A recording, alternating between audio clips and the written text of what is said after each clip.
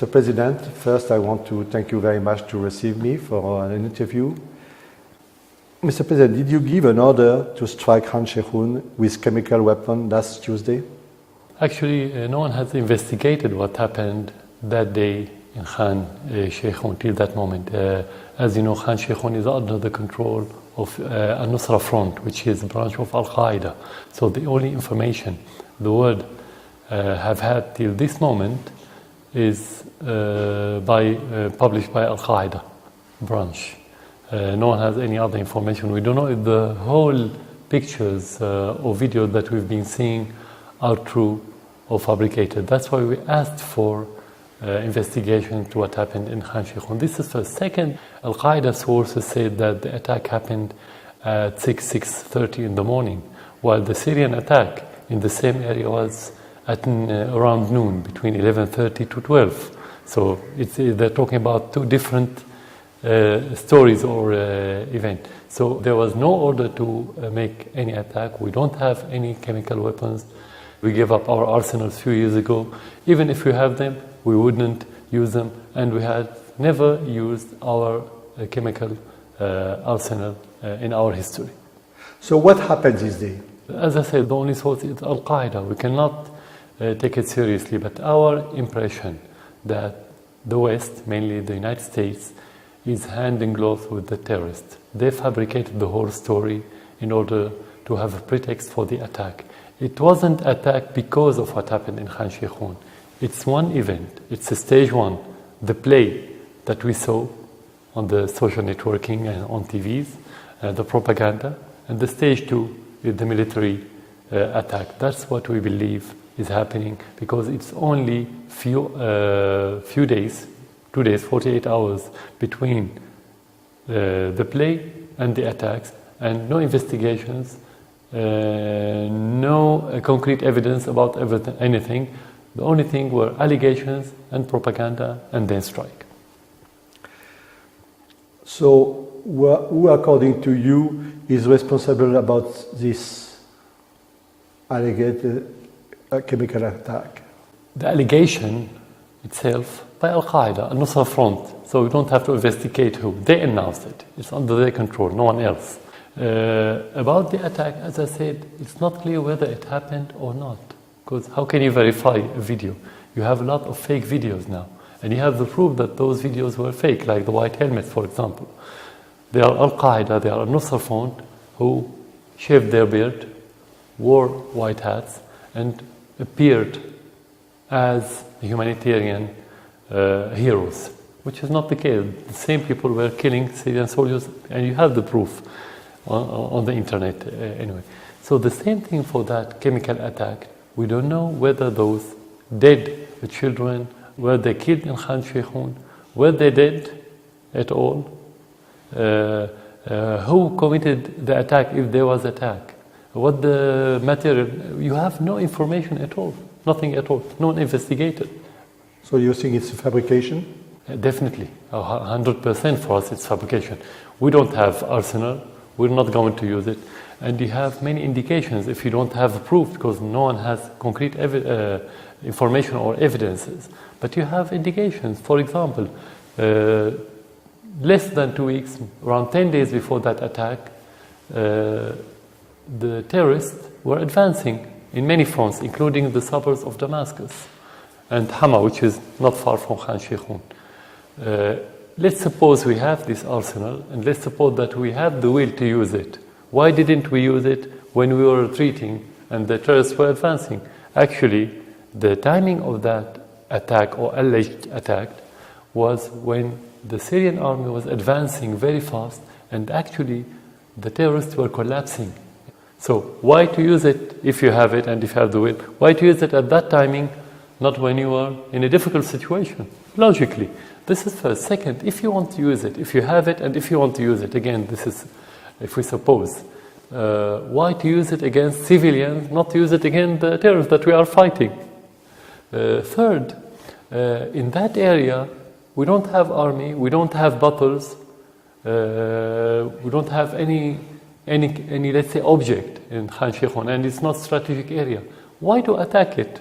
Well, what the reason? Militarily, I'm talking about military from a military point of view. Of course, the foundation for us morally, we wouldn't do it if we have it. We wouldn't have do it because morally this is not acceptable. We won't have the support of the public. So every indication is against the whole story. So we can say that this play that they staged doesn't hold together. The story is not convincing by any means. With the US airstrike, Trump seems to have changed his position on you and Syria drastically. You have the feeling that you lost what you have called a potential partner. I said if it was conditional. Yeah. If they are serious in fighting terrorists, we're going to be partner. And I said not only the United States, whoever wants to fight the terrorists, we are a partner. This is basic for us, basic principle, let's say. Actually, what has been proven recently, as I said earlier, that they are handing gloves with those terrorists. The United States and the West, they're not serious in fighting the terrorists. And yesterday, some of their statements were defending ISIS. They were saying that ISIS doesn't have chemical weapons. They are defending ISIS against the Syrian government and the Syrian army. So actually, you cannot talk about partnership between us who work against the terrorists and who fight the terrorism and the others who are supporting explicitly the terrorists. So can we say that the US strike changed your opinion on Trump? Anyway, I was very cautious in saying any opinion regarding him before he became president and after. I always say, let's see what he's going to do. We wouldn't comment on statements. So actually, this is the first proof that it's not about the president in the United States. It's about the regime, and the deep state or the deep regime in the United States is still the same. It doesn't change. The president is only one of the performers on their theater. He's not. If he wants to be a leader, he cannot, because, as some say, he wanted to be a leader. Trump wanted to be a leader, but every president there, if he wants to be a real leader, he later is going to eat his words, swallow his pride, if he has pride at all, and make 180-degree U-turn. Otherwise, he will pay the price politically. But do you think that it will be another attack? As long as the United States being governed by this complex of military-industrial complex and the financial companies, banks, and this what we call deep regime, and work for the vested interests of those groups, of course, it could happen anytime, anywhere, not only in Syria.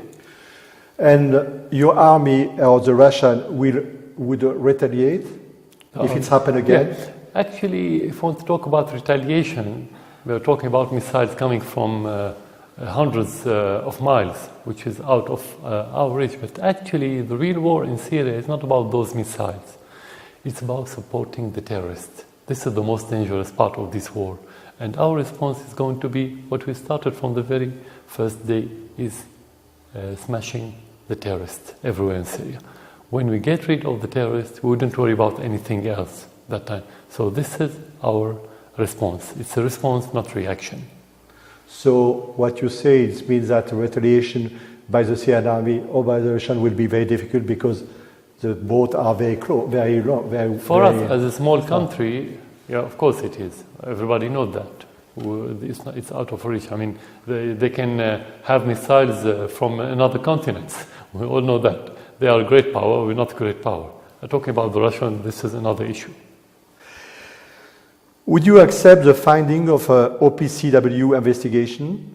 Since the very first time when we had, in 2013, I think the first attacks by the terrorists on the Syrian army by chemical missile at that time, we asked for investigation. We were the one who asked for investigations every time there was chemical attacks or allegations about chemical attacks. We asked. And this time we are discussing with the Russians yesterday, during these the last few days after the strike, that we are going to work with them on international investigation. But it should be impartial. We can only allow any investigation when it's impartial, when we make sure that the unbiased country will participate in this delegation in order to make sure that they won't use it for politicized purposes. And if they accuse the government, would you step down? If they accuse or they prove, there's a big difference. No, they are already accusing the government. And if you mean by them the West, no, we don't care about the West. Okay. If you mean the chemical agency, if they can prove that there's attack, we have to investigate who gave the order to that attack. But 100% as Syrian army, we don't have, and we cannot, even if we want, we cannot. We don't have the means to commit such attack, and we don't have the will. So you mean that you don't have chemical weapon? No, definitely. A few years ago, in 2013, we gave up all our arsenal. And the chemical agency announced that Syria is free of any chemical materials.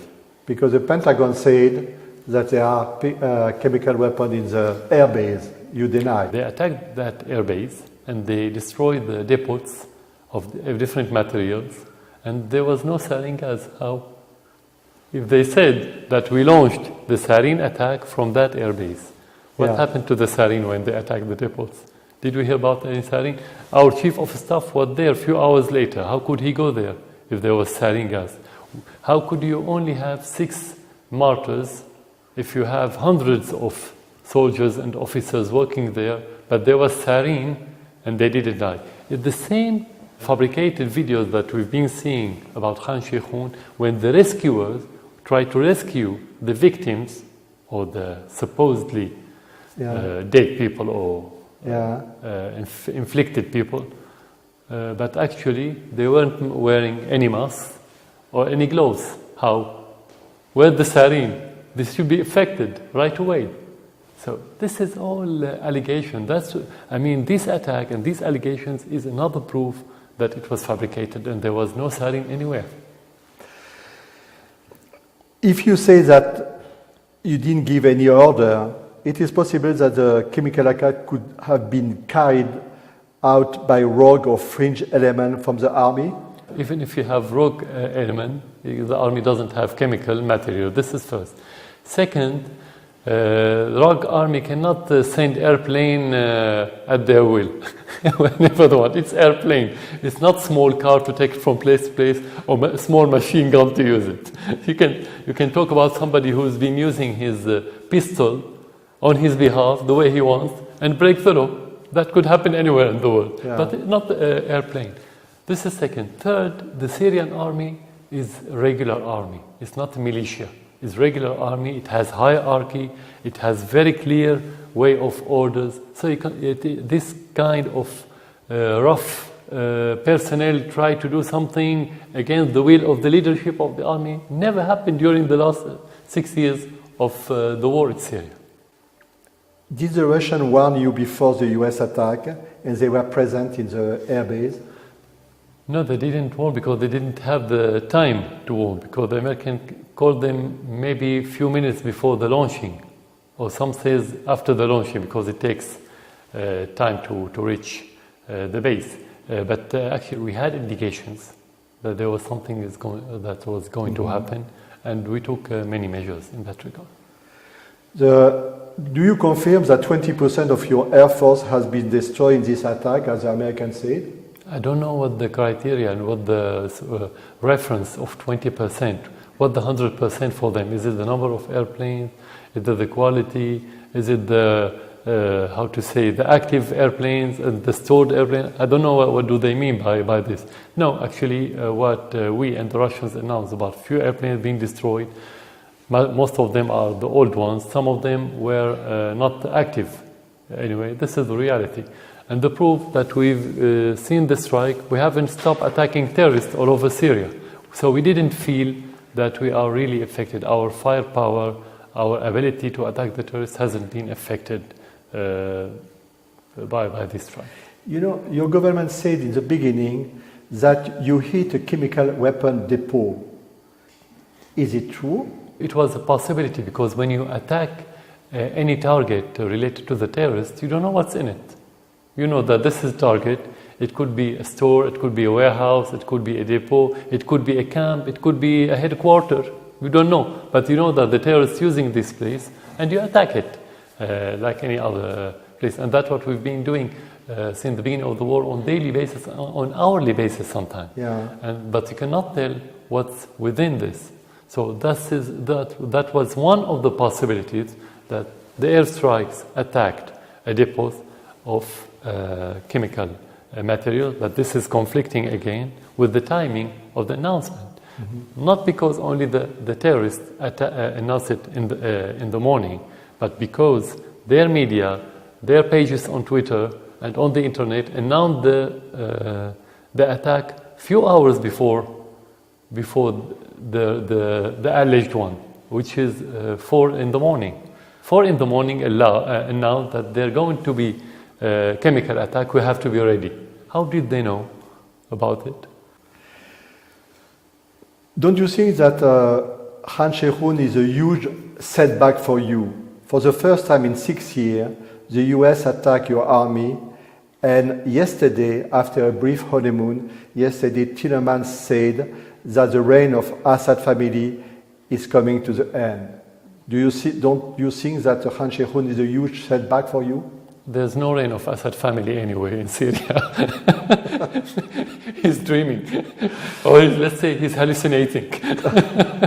So we wouldn't waste our time with his statement. In reality, no. Actually, during the last 6 years, the US was directly involved in supporting the terrorists everywhere in Syria, including ISIS, including al-Nusra, including all the other like-minded factions in Syria.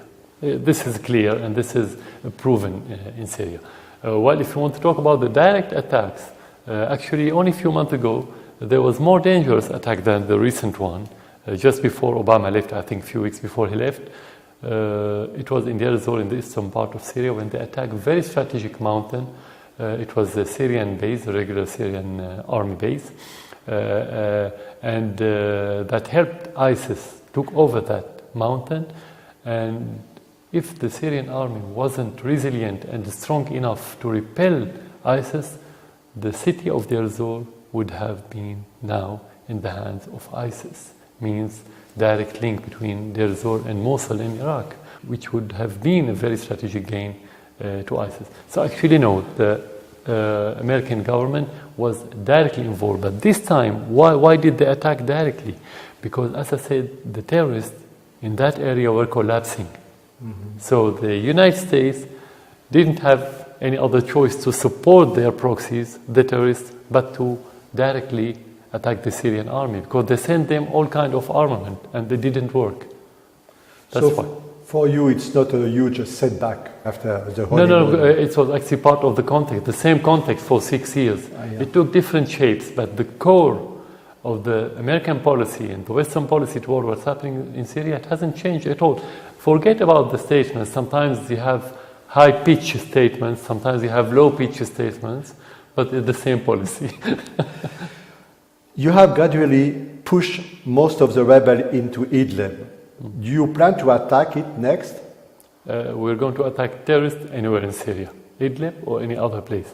What the timing, what the priority, this is a military issue, should be discussed on the military level. You said before that Raqqa is a priority for your government, but the forces advancing on the city are mostly US-backed Kurds.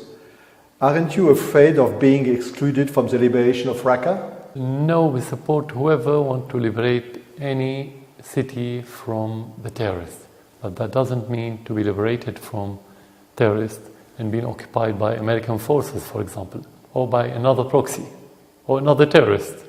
So it's not clear who's going to liberate Raqqa. Is it really Syrian forces that's going to hand it over to the Syrian army?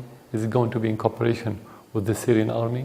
It's not clear yet. But what we hear is only allegations about liberating Raqqa. We've been hearing that for nearly a year now, or less than a year. But nothing happened on the ground. So it's just, let's say, a hypothetical question because there's nothing concrete on the ground. The US and Russia are the co-sponsor of Geneva process. Because of the tension between the two countries, do you think that this process can continue? Look, there's a big difference between the process being active, which could happen anytime to reactivate the process, and to be effective. Till this moment, it's not effective. Why? Because the United States is not serious in achieving any political solution. They want to use it as umbrella for the terrorists, or they want to get in this forum what they didn't get on the ground in the battlefield. That's why it wasn't effective at all. Now, it's the same situation. We don't see this administration serious in that regard, because they still support the same terrorists. So we can say, yes, it could be reactivated, but we cannot say we expect it to be effective or productive. No.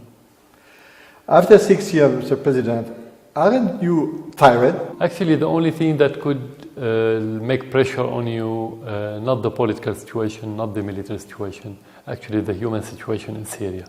The daily bloodletting, the daily bloodshedding, the suffering and the hardship that inflicted every house in Syria. This is the only painful thing that could make you feel tired, if it's accurate to say tired. Well, regardless, if you talk about the war, about the politics, about the relation with the West, no, I don't feel tired at all, because we're defending our country, and we're not going to get tired at all in that regard. What makes you lose sleep? Again, the suffering of the Syrian people, the humanitarian interaction between me and every Syrian family, directly or indirectly. This is the only thing that could deprive me from sleep from time to time, but not the Western statements and not the threat of the support of the terrorists. Today, there are people from Foua and Kefraya who will move from their village to Damascus or to Aleppo. You are not afraid that, in fact, it will be displacement of population, and Syria after the war will not be the same as Syria before? The displacement in that context is compulsory. We didn't choose it. We wish that everyone could stay in his village and his city, but those people, like many other civilians in different areas, were surrounded and besieged by the terrorists, and they've been killed on a daily basis, so they had to leave. But of course, they're going to go back to their cities after the liberation. That happened in many other areas where the people are going back to their homes. So it's temporary. Talking about demographic changes is not in the sake or in the interest of the Syrian society when it's permanent. As long as it's temporary, we wouldn't worry about it. Mr. President, I want to thank you very much for this interview. Thank you. It was very interesting, and not at all. Thank you very much for Thank you. this.